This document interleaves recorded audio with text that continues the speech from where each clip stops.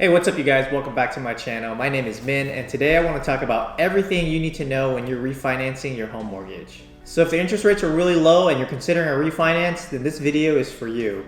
Today is March 2nd, 2020, and the interest rates are ridiculously low. You can find a 30-year fixed mortgage for 3.25%.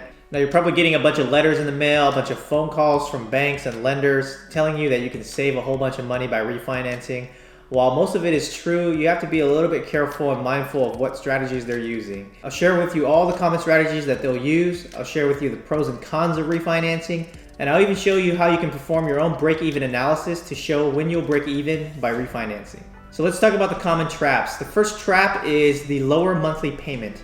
They're always going to come at you with a lower monthly payment. Everybody is always cash strapped, so they're going to try to get you with that first. Now that is true, your monthly payment will be lower if you refinance. Even if the interest rate is only 1% lower than what you have, most likely it's going to be lower. And the reason for this is because they take your loan and actually restart it over. And what I mean by that is, let's say you have a 30-year loan and you've already paid 3 years into it, they're going to refinance you into a new 30-year loan and ultimately resetting the entire term with the balance that you have in your old loan. And so that'll kind of trick you into thinking that you're going to get a lower monthly payment. The next thing you're probably wondering is what it's going to cost, and they'll probably tell you that it's going to cost you nothing. A lot of banks will tell you that they can refinance your loan with zero out-of-pocket expenses. And the way they're doing this is they're just taking your closing costs and they're just rolling it into your loan. And so let's say you owed $300,000 on your mortgage, and let's say your closing cost was like $4,000. Well, your new loan on that refinance is going to have a principal balance of $304,000. They just tacked on the closing cost to your principal balance. And because they reset your loan with a new 30-year loan and a slightly lower interest rate, your monthly payment is going to be lower as well. Now there are loans out there that will give you lender credits to make your loan very low cost, and some of them are actually free. Stick around till later in the video and I'll show you the lender that I use. They have very low closing costs and very competitive rates. None of the local banks in my area are able to compete with them, and their loans are very cheap. Some of them are even free. Some of them will even pay you money to refinance. And the last thing to keep in mind is the amortization schedule. Now banks won't tell you this, but remember earlier when I mentioned that they're going to reset your loan? Well, in an amortization schedule, a lot of the payments in the beginning of the loan are all very interest heavy. These are called front-loaded interest loans, and all fixed rate loans do this, and this is how banks make most of their money. So they love it when you refinance because you just reset the entire thing. Let's say you were halfway through and now you're like half and half on principal and interest. Well, when you refinance, most of the payment is going to be interest and you're not going to be paying very much principal to your loan. Let me show you on my screen. So you can see here on my screen, this is how all fixed loans work. And you can see in this graph, I have a $250,000 example at 3.75%. And you see everything in yellow right here. This is all of the interest that you're paying every year. And so the principal is what you're actually paying down on the mortgage itself. And you can see $9,300 versus $4,600. And so if you even go down even further, you can look at the monthly payments and you can see it is very interest heavy. So you have about $800 in interest versus almost $400 in principal. And if you took out a bigger mortgage on your house, then yeah, this is going to be even worse. And so you can see here on a $400,000 example, you have $1,250 going towards interest in the first month and only $600 going towards principal. And so you can see why the banks love it when you refinance, because as you go down, you can see the interest amount gets lower and lower. And so if you go down all the way to, like, let's say, I don't know, the 16th year, you can see the principal is now caught up to the interest. It's actually surpassed it. And so when the banks refinance, then all of a sudden this graph gets reset with a new amount. And they'll make a little bit less interest, but they're gonna make more interest in keeping that loan the way it is. So you can see why banks love this and why they wanna refinance your loan all the time, because you have the most amount of money borrowed at the beginning of the loan, and that's when they can make the most amount of interest off of you. All right guys, before we dive into the numbers, let's talk about the pros and cons of refinancing a home mortgage. So I'll list all the pros on this side and all the cons on this side. So the first pro is that you're gonna have a lower monthly payment, and that means that you're gonna have more money in your pocket every month. I mean, who doesn't need more money, right? The next pro is that you're gonna actually be paying more towards principal and less interest overall every year. And so by having a lower interest rate, it means that you're gonna be paying less interest per year for that loan. The next pro is if you actually look at the life of the loan and calculate the entire amount of the interest that you're going to pay, you're actually paying significantly less if you have a lower interest rate. Most of the times it's going to be $100,000 or more less depending on your loan balance. The next pro is you're going to have more cash flow, which means that you're going to have more buying power and more flexibility in your budget. Let's say you were paying $1,800 a month and all of a sudden the refinance got you down to $1,500 a month. That means that you have an extra $300 a month that you can decide on what to do with it. That's $300 less that you have to pay the bank every month, and you can use that money towards a sweet new car. Just kidding. The next pro is your home may have appreciated in value. And so what that means is when you do your refinance, an appraisal will happen on your home and they're gonna reevaluate the value of your house. And if your value has gone up significantly, then your loan to value is now all of a sudden a lot lower. And what that means is you're eligible to remove private mortgage insurance or PMI from your loan. And so if you're paying $80 to $100 a month in PMI, well, if your refinance and your value has gone up, then all of a sudden that PMI is not needed anymore because your house value is worth more. This is a really quick way to get to that 80% loan to value, so that way you don't have to pay PMI. And then the last pro, and this is one I don't really suggest myself for doing a refinance, is you can actually take money out of your house. So you can do what's called a cash out refinance. And so let's say you owed $300,000 on your house and your house was worth $500,000. You can apply for a $400,000 loan and take the difference as cash. And so instead of owing $300,000 on your new mortgage, like your old one, you're gonna be paying a $400,000 mortgage and then taking that $100,000 and literally just putting that in your bank account. Now, I don't suggest this because you're probably gonna go and spend it on crazy things, but if you need cash for, let's say, another investment property, this might be a good opportunity to do that. You can pull that equity out of your house and use that $100,000 as a down payment for a new property. So this is a pro if you need that extra cash to buy something. So let's talk about the cons, and a lot of the cons are gonna be the opposite of the pros, but there are a couple cons that are unique, and the first one is the cost of the refinance. So refinancing a home mortgage is not free, and usually a bank will charge a fee for doing this. And a lot of these fees are rolled into the closing costs. A refinance can cost anywhere from $1,000 to $5,000 on average. There are lenders out there that will do it for free, and I'll talk a little bit about that later in the video. Another con is the fact that a refinance actually takes time to do. You actually have to put effort in, you have to put an application in, and you have to redo all of the paperwork that you thought you would never do again because you thought you would never buy a house again, but you have to do it all again. So income verification, your work history, your bank statements, your tax forms, all of that stuff's gonna be asked for again with this new bank, because again, this is a new bank that's taking over your loan and they wanna make sure you can still afford this mortgage even though it's less than what you're paying now. The next con is depending on what loan you get, your loan can reset and start over. And so if you had a 30-year loan before and you already paid 5 years in, you can ultimately reset that to a 30-year loan again, meaning that that loan is now gonna take 30 years to pay off again, even though you've already paid 5 years. Now you can offset this by getting a shorter term loan. Let's say you get a 25-year loan or a 20-year loan. That could be an option for you, but most people probably take another 30-year loan because they're so fixated on saving on their monthly payment. Another con is that you're gonna be working with a new bank now, and so that means that you have to reset up all of your payment processing. You have to pay a different bank, you have to pay a different payment processor, and so you kind of have to reset up your bank accounts and redo the drafts. It's very minimal, it's a one-time thing, it's not that bad, but it is something that you have to do. Another con is the fact that you have to do an appraisal on your property. And so this is related to the PMI statement I made earlier. Your home value is gonna go up potentially. It kind of depends on the market, but let's say it went up. What that ultimately means is when you do an appraisal, if your city collects property taxes, they will reassess your property taxes based off the new value. And so you could ultimately be increasing your property taxes by doing this refinance. Now, hopefully it hasn't gone up that much or isn't that substantial where it's gonna negate all of your savings from interest, but this is something to consider. And the last con is that you're gonna potentially pay more in income taxes. Because you're getting a lower interest rate on a loan, you're gonna be paying less interest every year. And so what that means is that now you're gonna be paying potentially more income taxes. Now, paying less interest is always more beneficial than paying more taxes. And so even though this is a con, it's kind of a smaller con because you're only gonna be paying a little bit more taxes compared to what you're saving.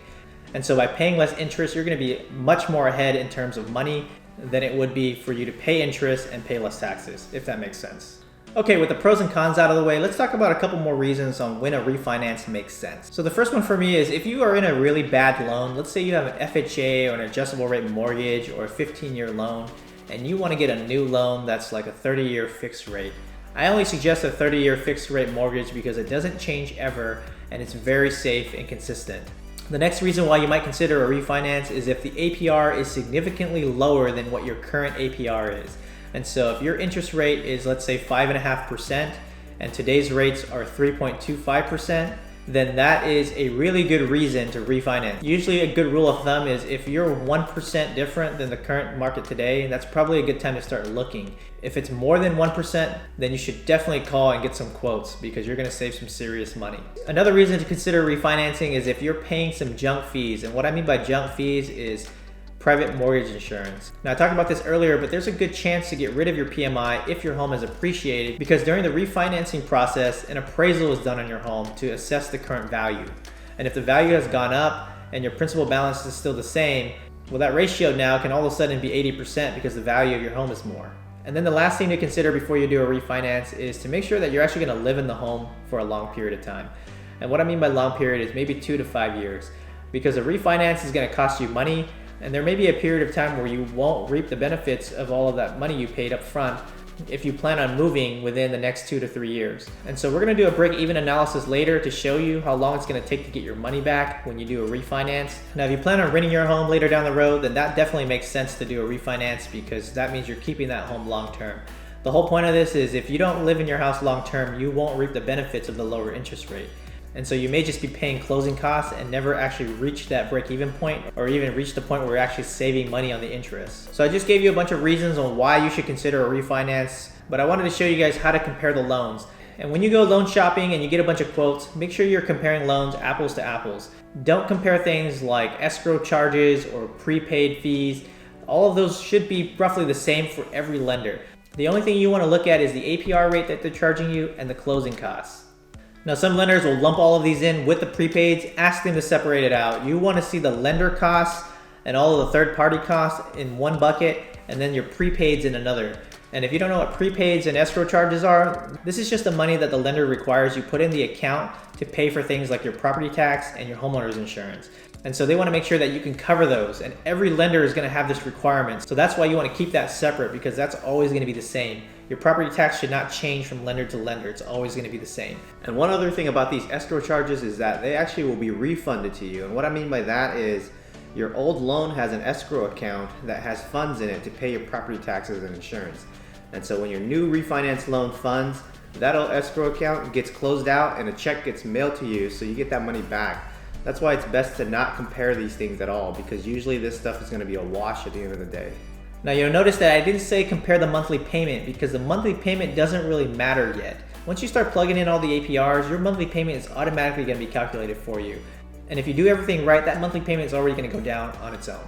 So once you compare all these lenders and you find that lender that you like, let's say you've just picked 2 of them and you have that APR rate and that closing cost, now you can compare that new loan with your old loan. And what you want to do with those numbers is you want to calculate when you're going to break even by doing this refinance. And if that break even point is 2 to 3 years, then that's great, because remember earlier when I asked you how long you're going to stay in your house or if you're going to use it as a rental down the road, that means that you're going to reap those benefits after 2 to 3 years.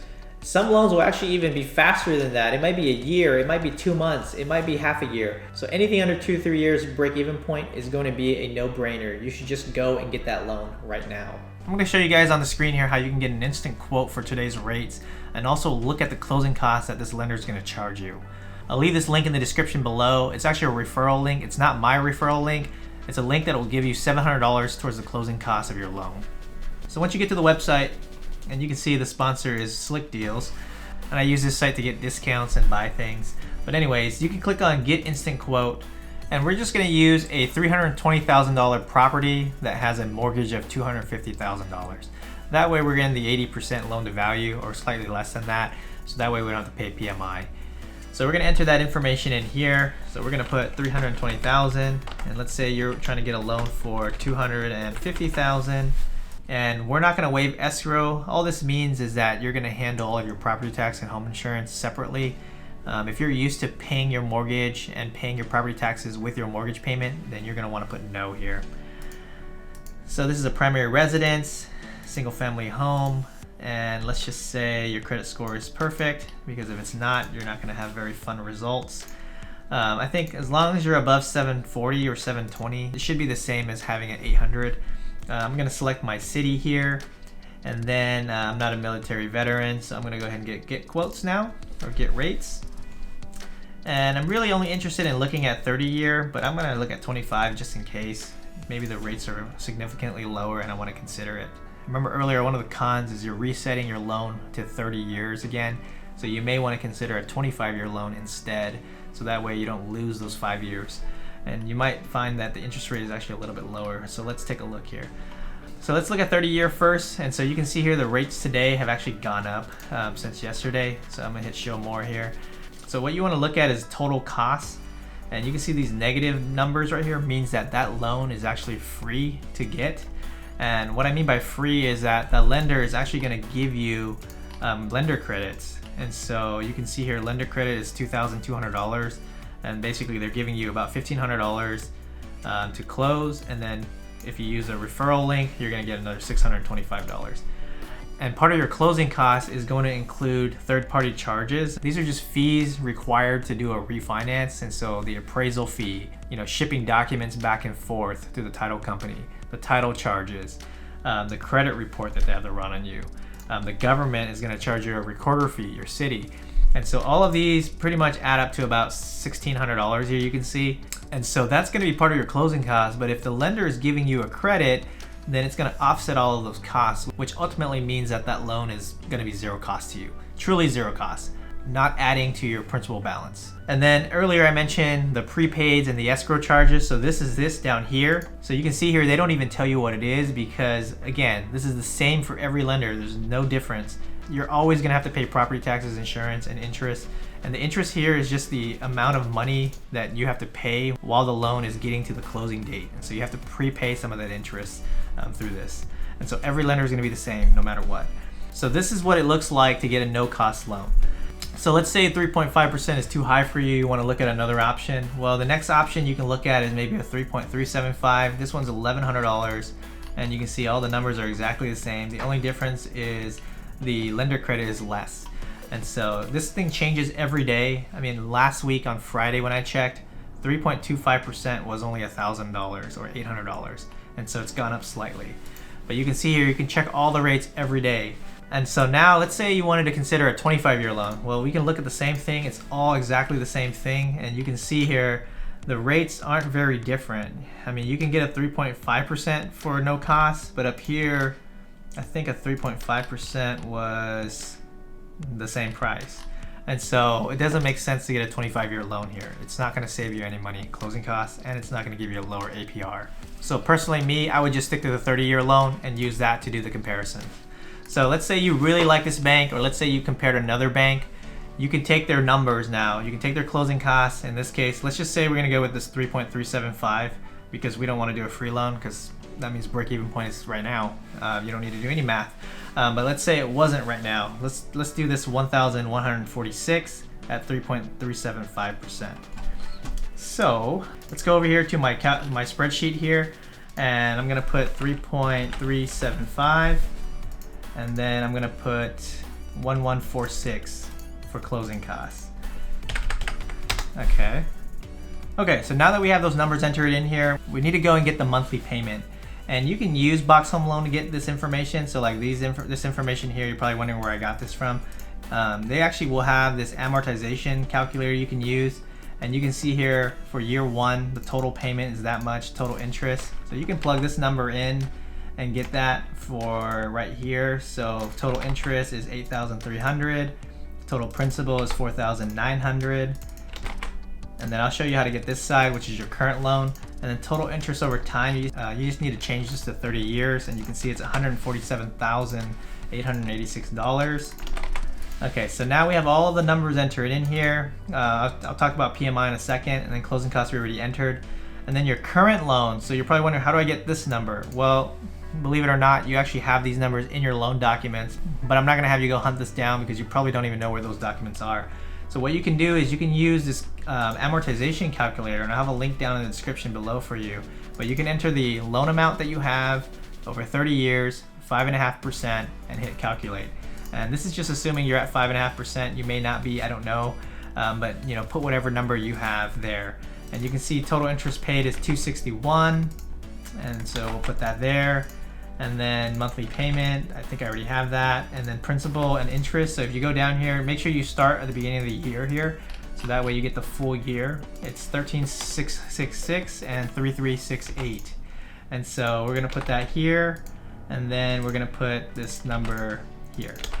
So you can see here now we have all the numbers for the old loan, and we can compare it to the new loan that we're trying to get. And so I've gone here and added some PMI in the old loan. You may not have this, so you can just zero it out if you want. If you do have it, you can put that in there. It's gonna update this to 12 months of PMI, so you can calculate how much you're saving. But for the sake of this video, I'm gonna leave it at 0 right now.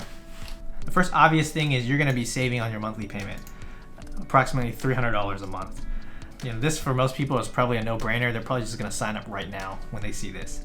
But the more important things are down here. So first of all, the total interest over the loan. Now this is not that important, but it is important when you think about how much your house actually costs you.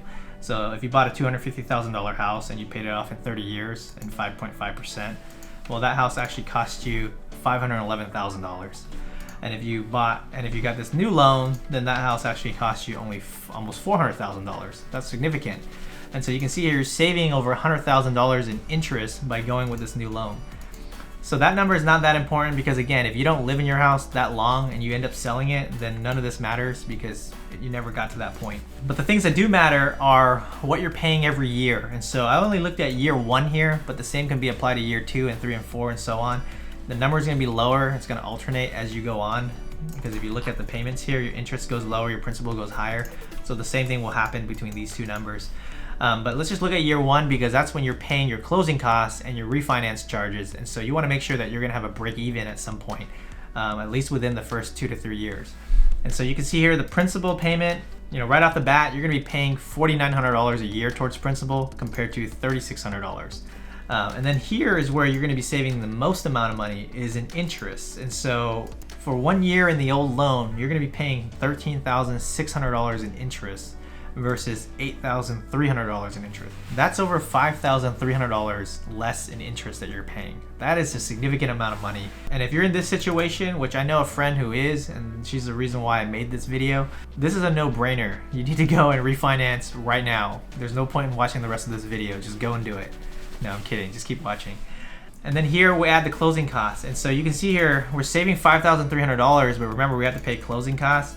And so at what point do you get your closing costs back? Well, if you think about it, you're getting $5,300 throughout the year. That's roughly about $400 a month or more. And so probably after 3 months, you're gonna get your closing costs back. And you can see down here, I've calculated in years, in case your numbers are more wild than mine. But you can see here, it's gonna take 2.6 months to get that money back. So just call it 3 months. And so after 3 months, you're gonna get all of your closing costs back.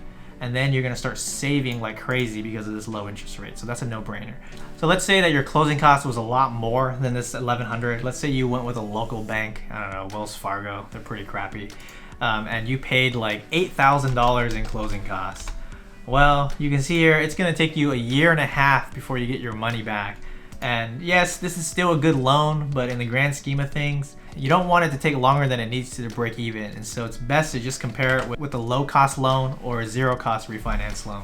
And so you can see here in this scenario, if you're in a 5.5% interest rate, which is really high in my opinion, and today's rate is 3.3 or 3.2, it makes a whole lot of sense to refinance. There's really no reason not to. Now, one other thing I didn't mention earlier is the reason why all of these total costs are different for different interest rates is because they're actually allowing you to buy points. And by buying points, you're just increasing your closing costs. As you can see, the total cost goes up as you go lower and lower. And if you plug in the numbers, this $10,000 at 2.75%, for example, it's gonna take a lot longer to break even. So I never suggest it. I mean, even if it's gonna save you a whole bunch of money, long term, it doesn't make sense because you never know what's going to happen. You may end up selling your house, you may end up moving, you may end up refinancing again down the road, and so you may not reap the benefits of buying down points. I would suggest you try to get a loan without buying down points and getting a low closing cost loan instead, and then just do the numbers on that, and if it makes sense to do a refinance, then do the refinance with that loan. If it were me, these are my suggestions for you. I would stick with a 30-year loan. Now, if the rates were lower for a 20 or 25-year loan, then I'd probably consider that. But if you're only 2 to 3 years into your mortgage, then a 30-year loan isn't the end of the world. Remember, you're gonna be saving a whole bunch of money. And what I would probably do with that extra money you're saving is, one, don't go and buy a car, because a lot of people go and do that. Take that extra money and actually pay the extra amount into your principal. So let's say you save that $300 a month in that scenario I just showed you. Take that monthly payment that you're gonna have in the new loan and just add $300 to it. That way the monthly payment stays the same. This is what I did in my rental property, and how I paid it off early. You can check out that video where I talk about how I paid off that house in 8 years. I did a refinance on that property and I just ended up paying the additional principal with the money that I saved. Because even if you pay extra to that mortgage, you're probably gonna pay it down in less than 30 years. You know, that extra $300 will actually accelerate it to probably 23 years or 25 years. There's really no point in going after the 25-year loan. I'd rather go with the flexibility of a 30-year loan, so that way you're not obligated to pay 25-year monthly payments. And if you can afford to pay extra on that monthly payment, then do it. If you can't, then don't do it. That's the nice thing about a 30-year mortgage. Well, there you have it, guys. Everything you need to know about considering a refinance for your home mortgage. I know there's a lot of information in this video. Watch it a couple times, bookmark it, do what you need to do. I'm gonna leave all of the links that I mentioned in my video down below. I'll give you guys my spreadsheet. It's pretty simple, but it works. I'll give you guys all the links on where you can go get the latest rates and get the referral code. I'll provide the link that I use to calculate the interest and all that stuff down in the description, so make sure you check those out. Everybody's situation is a little bit different, but considering the rates are really low today, if you're anywhere in the 4.5% plus interest rate, you're probably gonna be saving quite a bit of money by refinancing. I've used this method for a lot of my family and friends, and they've saved a ton of money, and they all still owe me dinners for it, and I'm sure it can save you a fortune as well.